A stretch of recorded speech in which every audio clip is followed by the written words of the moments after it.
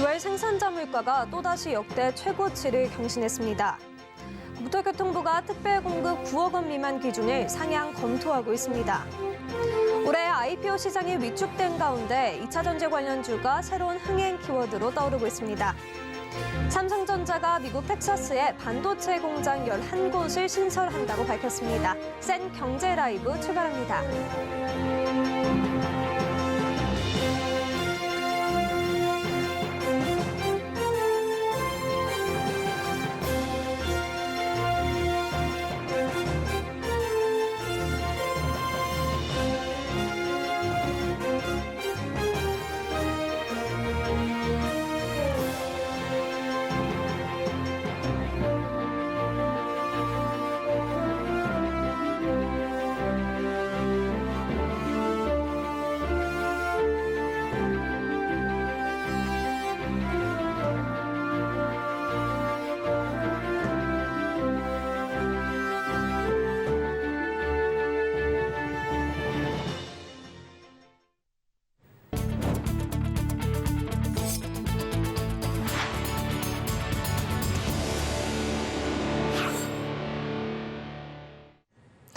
시청자 여러분 안녕하십니까? 센 경제 라이브 최민정입니다. 소비자 물가에 영향을 미치는 생산자 물가가 또다시 역대 최고치를 경신했습니다. 지난달 소비자 물가가 23년 7개월 만에 최고치를 기록한 데 이어 생산자 물가마저 10% 가까이 상승한 건데요.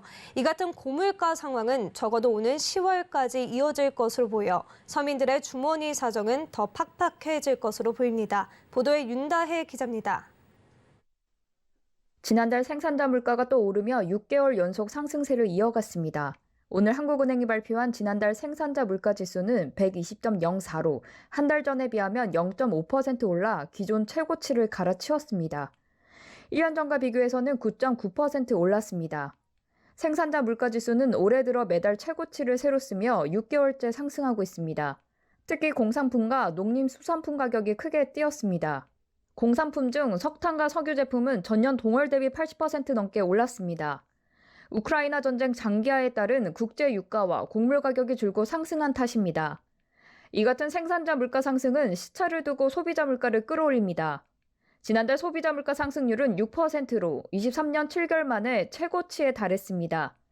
생산자 물가는 6개월째 상승하며 두 자릿수를 앞두고 있어 소비자 물가도 계속 오를 것으로 관측됩니다. 추경호 경제부총리 겸 기획재정부 장관은 추석 이후인 오는 10월까지는 지금과 같은 높은 물가가 이어질 것으로 내다봤습니다.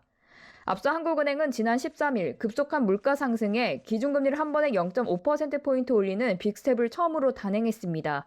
한동안 고물가 상황이 이어질 것으로 보여 한국은행의 고민은 더 커질 것으로 보입니다. 서울경제TV 윤다희입니다.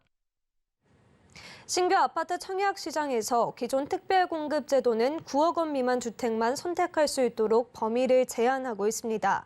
하지만 서울과 수도권 등 중심 지역에선 무섭게 뛴 아파트값 때문에 9억 원 미만에선 소형 평형밖에 선택할 수 없어 현실성이 떨어진다는 지적이 제기돼 왔습니다. 이에 정부가 특별공급 기준액 상향에 대해 적극 검토 중인 것으로 알려졌는데요. 보도에 설사경 기자입니다. 정부가 신규 아파트 특별공급 기준 완화에 대해 검토 중인 것으로 알려졌습니다.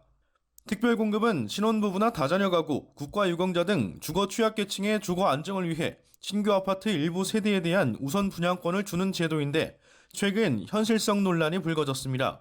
기존 특별공급 제도에선 9억 원 미만 주택으로 대상을 제한하고 있는데 천정부지로 치솟은 아파트값 때문에 분양시장에서 9억 원은 그렇게 큰 돈이 아니게 됐고 서울과 수도권 등에서 9억 원 미만 주택은 15에서 18평 수준으로 방 2칸짜리 소형 평형뿐이기 때문입니다. 1, 2인 가구에게는 적합하지만 다자녀 가구나 가족 구성원이 많은 가구에겐 사실상 무의미해진 겁니다. 특별공급에서 9억 원 미만 주택으로 기준이 생긴 건 지난 2018년 5월. 이후 부동산 시장 요동으로 2배 이상 뛴 집값을 고려할 때 현행 특별공급 기준은 이미 주거 안정책이라는 취지가 무색해졌다는 지적이 제기돼 왔습니다. 서울경제TV 취재 결과 국토부가 특별공급 가격 기준 상향에 대해 적극 검토에 들어간 것으로 확인됐습니다. 국토부는 한 민원 답변서에서 투기과열지구 내 특별공급 가격 기준 상향 등 안건에 대해 필요시 법령 개정 및 제도 운영에 반영하겠다고 밝혔습니다. 다만 국민적 영향을 고려해 신중한 검토가 필요하다고 덧붙였습니다. 특별공급 기준 개선에 대한 목소리가 커지고 있는 가운데 오는 8월 정부가 예고한 대규모 공급책에서 다뤄질지 귀초가 주목됩니다. 서울경제TV 설석영입니다. 최근 서울에서도 미분양 주택이 증가하는 등 분양시장 분위기가 심상치 않습니다. 건설사들은 미분양 가능성이 적은 핵심 입지 사업 확보가 중요해졌는데요. 새 고급 브랜드를 론칭하거나 기존 브랜드를 강화하는 등 노른자 쟁탈전 채비에 나서는 모양새입니다. 보도에 이지영 기자입니다. 건설사들이 아파트 브랜드 고급화에 힘을 쏟는 모습입니다. 포스코건설은 2002년 더샵 브랜드를 선보인 이후 20년 만에 새로운 하이엔드 브랜드 OTL을 출시했습니다. SK 에코플랜트의 경우 3분기 내로 하이엔드 브랜드를 출시할 계획인데 현재 특허청에 라파사드, 라봄, 아펠루나 등의 이름이 등록된 상태입니다. 이렇게 되면 현재 시공능력평가 10위 건설사 중 삼성물산, GS건설, 현대산업개발을 제외한 7곳이 별도의 고급 브랜드를 보유하게 됩니다. 기존의 프리미엄 주거 브랜드 DH를 보유한 현대건설은 최근 지하 공간까지 고급화한 새로운 디자인을 공개하며 더 치열해질 고급 아파트 경쟁에 대비하고 나섰습니다. 건설사들의 고급 브랜드 경쟁이 재점화된 배경엔 불확실해진 시장 전망이 꼽힙니다. 현재 높은 금리와 대출 규제 등으로 청약시장 전망이 불확실한 상황에서 비교적 금리 영향이 적은 강남 지역 수주를 확보해야 사업의 안정성을 가져갈 수 있기 때문에 고급 브랜드를 내세워 수주전에 참여하는 것으로 풀이됩니다. 건설사에서 고급 브랜드를 내놓으려는 이유는 재개발, 재건축이라든지 리모델링 경합 시에 조합원들이 그런 프리미엄 브랜드를 많이 원하는 추세이기도 하고 또 그런 프리미엄 브랜드를 제안했을 때 좀 더 이 경쟁에서 좀 유리한 고지를 점할 수 있기 때문이기도 합니다. 오는 12월부터는 건설사가 조합원들에게 이주비를 지원해주는 행위가 법적으로 금지됩니다. 업계에선 이주비 지원책은 건설사들이 수주전에서 내세울 수 있는 매력적인 카드였는데 이젠 불가능하다 보니 시공사의 브랜드 가치를 더 높일 수밖에 없다고 말합니다. 앞으로 정비사업 수주전에서 브랜드 파워는 더 중요해질 것으로 전망됩니다. 서울경제TV 이지영입니다. 세계 최대 전자상거래 기업 아마존이 헬스케어 분야에 본격적으로 진출합니다. 현지 시간 21일 블룸버그 통신 등에 따르면 아마존은 미국 의료 서비스 업체인 원메디컬을 약 39억 달러에 인수하기로 했다고 밝혔습니다. 닐 린제이 아마존 헬스 서비스 수석 부사장은 헬스케어 사업은 재창조로 가장 필요로 하는 분야라며 아마존이 헬스케어 경험을 개선시키는 기업이 되길 바란다고 전했습니다. 이번 인수 결정을 통해 그동안 꾸준히 관련 사업을 이어온 아마존이 헬스케어 분야로 공격적인 확장을 시작한 것이라 평가됩니다. 앞서 아마존은 온라인 약국 서비스 업체인 필팩을 인수해 2019년 아마존 케어라는 원격 의료 서비스를 선보였고 그 다음엔 온라인 약국인 아마존 파마시를 출범한 바 있습니다. 국내외 기업들의 호실적 발표와 반도체 업황 회복 기대감이 높아지며 이번 주 국내 증시엔 외국인 자금이 1조 원 넘게 유입됐습니다. 다만 오늘 코스피는 차익 실현 매물에 소폭 하락 마감했는데요. 한 주간의 증시 흐름 윤혜림 기자입니다. 국내외 기업들의 호실적이 이어지고 있습니다. 시장의 우려가 컸던 넷플릭스는 주당 순이익 3.20달러, 테슬라는 주당 순이익 2.27달러를 기록하며 예상치를 모두 웃돌았습니다. 국내에선 현대자동차가 올해 2분기 영업이익 2조 9,798억 원을 달성하며 역대 최대 실적을 기록했고 기아 역시 2분기 2조 2,341억 원의 영업이익을 발표하며 분기 실적 사상 최대치를 달성했습니다. 지난 20일 미국 상원에서 반도체 산업에 530억 달러 규모의 보조금과 인센티브를 지원하는 반도체 산업 육성 법안을 1차 의결한 점도 증시 투자 심리 회복에 영향을 끼쳤습니다.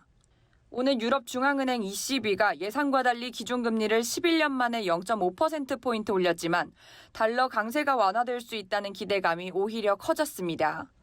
이에 코스피는 한 주간 2.67% 오른 2,393.14포인트에 코스닥은 3.59% 오른 789.75포인트에 거래를 마쳤습니다. 한 주간 수급 동향을 살펴보면 코스피는 개인과 기관이 매도한 가운데 외국인이 1조 원 넘게 매수했고 코스닥은 개인과 기관이 매수, 외국인이 매도하며 반대 양상을 보였습니다.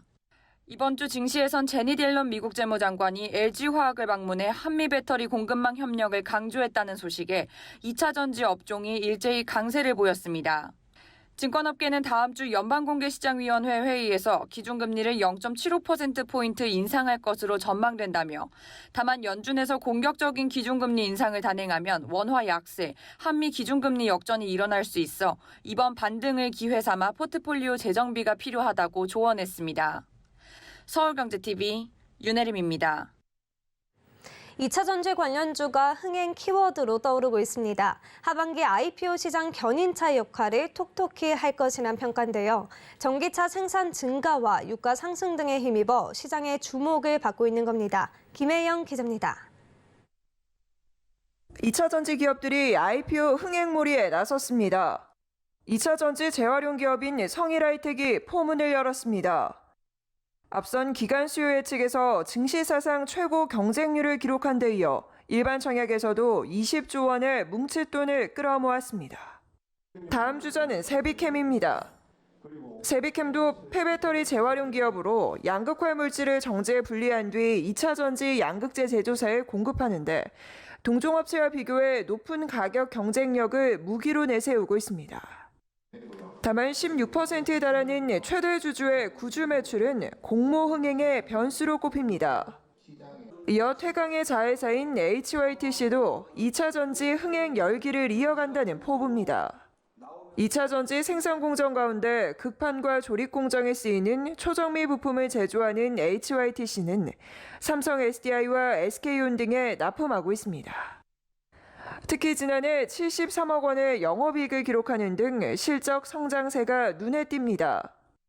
HYTC는 공모자금을 기반으로 노칭 금형 제조 공장 설립을 통해 매출을 극대화하고 인도네시아와 헝가리 등 해외 거점 확대에도 나선다는 방침입니다. 캣팟 증설 및 신공장 증설 등 성장이 가파르게 이어지고 있습니다.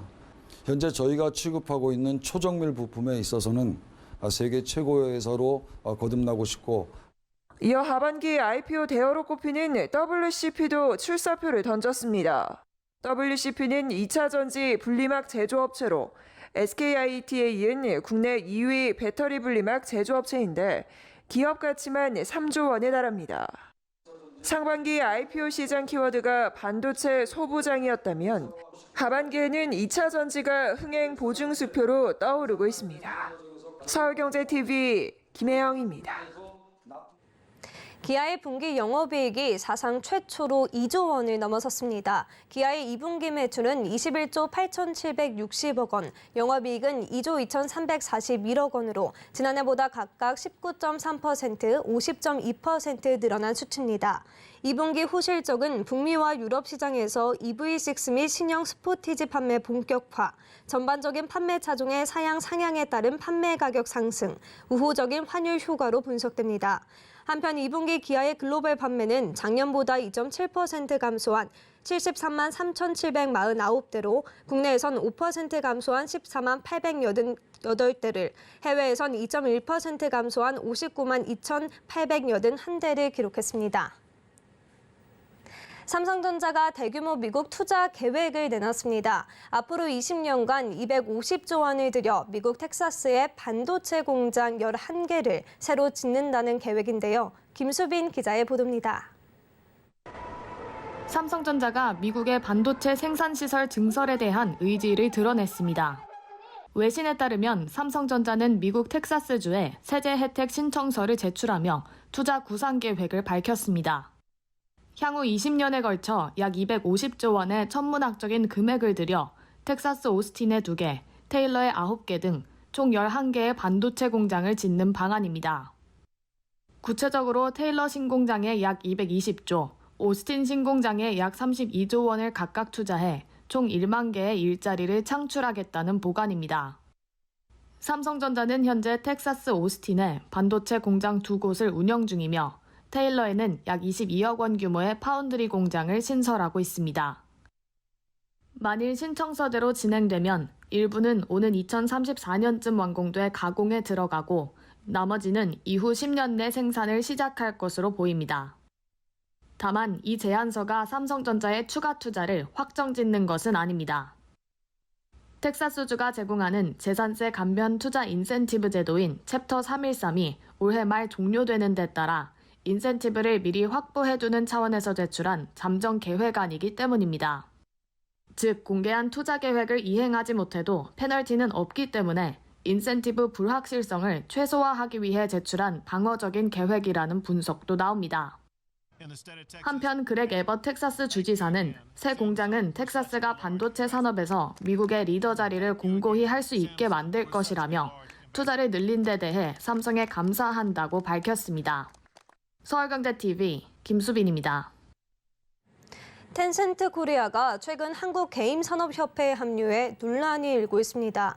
이를 두고 한국게임학회는 역차별이라며 공식적으로 유감을 표했는데요. 자세한 내용 서지은 기자입니다. 중국 최대 게임사 텐센트의 한국법인 텐센트 코리아가 이사사로 한국게임산업협회에 합류했습니다. 게임협회 회원사는 총 76개로 부회장사, 이사사, 일반사로 구분되는데 이사사는 이사회 개최와 협회 예결산 승인, 임원 선임, 정책 승인에 대한 권한을 갖습니다. 이를 두고 어제 한국게임학회는 공식적으로 유감을 표했습니다. 게임협회는 국내 게임사들의 이익 보호를 위해 결성된 집단으로 현재 국내 게임은 중국의 한한령으로 판호 발급이 막혀 있는 상황에 중국 게임사가 쉽게 국내로 진출하는 것은 역차별이란 겁니다. 국내 게임 산업 정보가 중국에 유출될 수 있다는 우려도 나옵니다. 특히 이사사로 가입을 한다면 결국에는 협회하고 이제 정부 간에 이제 협의하는 내용 또는 우리 산업계 동향, 또 정부의 동향 등등이 다 이제 텐센트를 통해서 어딘가로 중국으로 빠져나갈 가능성이 있기 때문에 이거 향후 상당히 심각한 문제를 야기할 수 있습니다. 게임업계는 텐센트 코리아에 가입을 두고 심화되고 있는 중국 규제를 피해 국내 시장 진출을 본격화하기 위한 포석으로 보고 있습니다. 하지만 텐센트 코리아 측은 국내 게임 산업에 기여하기 위한 지속적인 노력의 일환이라며 별다른 입장을 밝히지 않았습니다. 한편 크게 논란될 이슈가 아니라는 반응도 나옵니다. 한 게임업계 관계자는 이는 단순한 사기업의 민간단체 가입으로 볼 수 있다며 텐센트 코리아는 이미 10년 넘게 국내 게임사들과 비즈니스를 해온 기업이라고 설명했습니다. 서울경제TV 서진입니다.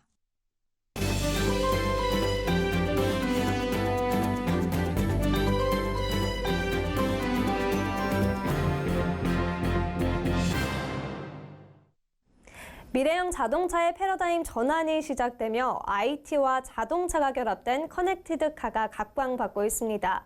전문가들은 2025년에는 자동차 절반이 커넥티드 카가 될 것이라 예측하고 있는데요. 과연 미래 자동차 시장은 어떨지 오비고 황도현 대표 모시고 이야기 나눠보겠습니다. 대표님 안녕하세요. 네, 안녕하세요. 일단 시청자분들께서 오비고가 어떤 기업일지 궁금하실 것 같은데 회사 소개 부탁드립니다. 예, 오비고는 자동차의 그 내비게이션 있지 않습니까? 거기에 들어가는 소프트웨어 만드는 회사인데요. 예를 들어서 저희가 예전에 피처폰에서 스마트폰 갔을 적에 이제 OS가 있었고 거기에 앱스토어가 있고 앱이 있지 않습니까? 그러니까 앱 가지고 저희가 많은 것들에서 지금 스마트폰 쓰고 있는데 자동차 시장도 바뀔 것입니다. 저희는 그래서 자동차에 들어가는 앱스토어, 앱을 만드는 회사입니다. 그래서 그런 거 가지고 차에서 다양한 기능들을 더 쓸 수 있게끔 만들어준 회사가 되겠습니다. 네, 자동차 시장이 바뀔 거다 이렇게 이야기를 해주셨는데 생각하시는 미래의 자동차 시장은 어떤 모습인가요? 저희가 요즘에 차 타면은 제일 먼저 하는 게 휴대폰에서 내비 먼저 딱 움직이지 않습니까? 근데 그런 내비 앱이 차에 아예 들어가 있는 거죠. 그다음에 음악 들으려고는 이제 음악 앱을 해서 블루투스 연결 듣는데 휴대폰을 꺼내지 않고 차 속에 아예 앱이 들어가 있는 겁니다. 그래서 그런 것들이 뭐냐라고 하면은 이제 저희가 스마트폰에 앱이 나온 다음에 너무 많이 편해졌잖아요. 그런 것들이 이제 차에서 앱이 다 차에 들어가 있는 겁니다. 그래서 구체적으로 차에서 쓰는 앱들을 보면요. 예를 들면은 이제 전기차 같은 경우에요. 그래서 이제 차에서 충전소가 어디 있는지 알아보려고 하면은 지금은 이제 휴대폰 앱 가지고 막 찾아보는데 전기차 충전소를 갖다가 내비에서 고장 찾을 수가 있고 이제 전기차 자율주행차 시대가 되면은 차에 있는 다양한 센서 데이터들을 차에 점검해가지고 차량 점검 앱 한번 딱 아침에 누르면은 오케이 다 좋아요라고 나오고 혹시 이제 문제가 있으면은 경고등이 뜨고 그러면은 이제 경고등 버튼을 눌러보면은 그러면 뭐가 고장났다 나오고요. 그러면 그거 갖다가 버튼 한 개 누르면은 이제 차 정비센터랑 연락이 돼가지고 예약이 됩니다. 몇 시에 어디 예약하고. 근데 예약되고 나면은 이제 제 이름만 예약되는 게 아니라 어떤 차가 무슨 고장으로 무슨 부품이 필요하다라고 그 내용이 갑니다. 그러면 저희가 차 정비센터 가면 보통 죄송합니다 고객님 부품이 없어요라고 하는데 그런 일 없는 거죠. 예, 이제 그런 것도 있고 그래서 또 요즘에 이제 화두가 되고 있는 거는 전기차에서 충전할 적에 한 20-30분 시간 되는데 그때 이제 OTT 서비스 이제 영화도 볼 수 있고 뉴스도 볼 수 있게 하는 그런 서비스 나오고 있고요. 그래서 지금 점점 많은 것들이 이루어지는데 아마 초기 시장 때는 음악이나 유튜브나 뭐 이런 그 OTT 서비스가 이제 화두가 될 것 같고요. 좀 더 지나가면 차량 데이터를 이용한 것들이 나올 것 같습니다. 네, 이렇게 이야기를 들어보니까 확실히 미래의 자동차 시장에는 편리함, 이게 키워드인 것 같은데 그럼 궁금해지는 게 오비고는 이런 미래의 자동차 시장에서 어떤 역할을 해나가게 될지 설명 부탁드립니다. 매우 중요한 역할을 합니다. 기대가 되는데요. 예. 이제 스마트폰에서 보면은 이제 앱이랑 앱스토어가 너무 중요하잖아요. 또 브라우저가 많이 쓰고. 그러니까 저희가 휴대폰에서 제일 많이 쓰는 게 브라우저 앱을 제일 많이 쓰고 있는데 앱스토어랑 저희가 그 세 가지를 차에서 하는 겁니다. 그래서 이제 그 많은 개발자가 있어야 되거든요. 앱 쓸 게 많이 있어야 되니까 저희 앱스토어에서 그런 개발자들을 모으는 일을 저희가 하고 있고요. 두 번째는 그런 앱이 차에 들어왔을 적에 잘 돌아가게끔 하는 앱을 만드는 이제 소프트웨어를 제공하고 있고, 세 번째는 차량용 브라우저 많이 쓰잖아요. 이제 그런 세 가지를 하고 있습니다. 그래서 저희가 하는 것들은 저희가 갖고 있는 제품은 세 가지인데요. 차량용 브라우저, 차량용 앱 프레임워크, 그다음에 앱스토어, 요 세 가지 제품이 있는데 정말 중요한 거는 저희가 많은 이제 개발자들을 모아서 좋은 앱들이 나와서 소비자가 원하는 서비스를 만들어내서 이제 제공하는 게 저희가 하는 일이 되겠습니다.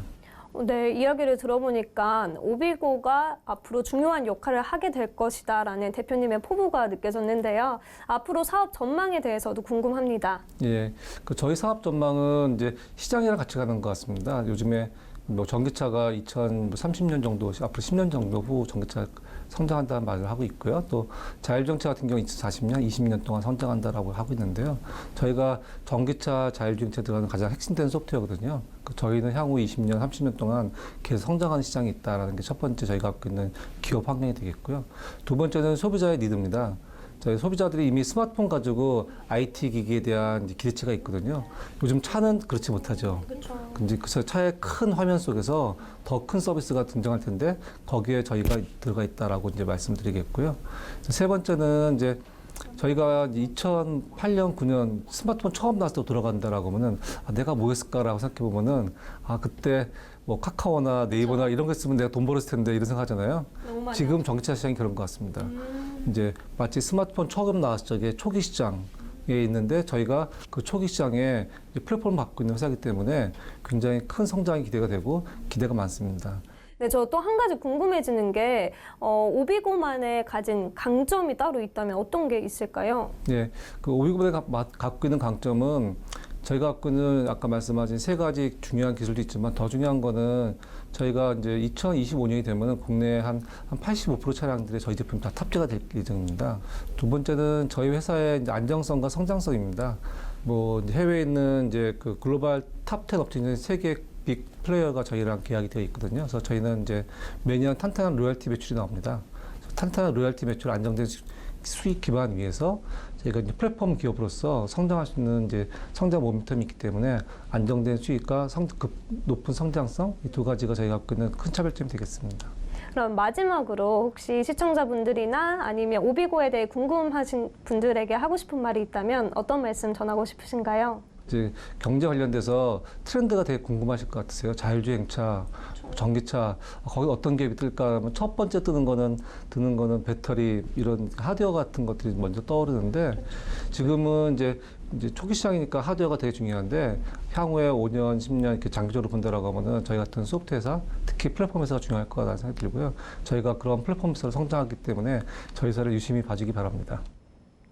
네, 미래 자동차 시장에서 손과 발이 자유로워지고 다양한 콘텐츠를 즐길 수 있다는 이야기 들어봤습니다. 오늘 좋은 이야기 나눠주신 오비고 황도현 대표께 감사의 인사드립니다. 고맙습니다.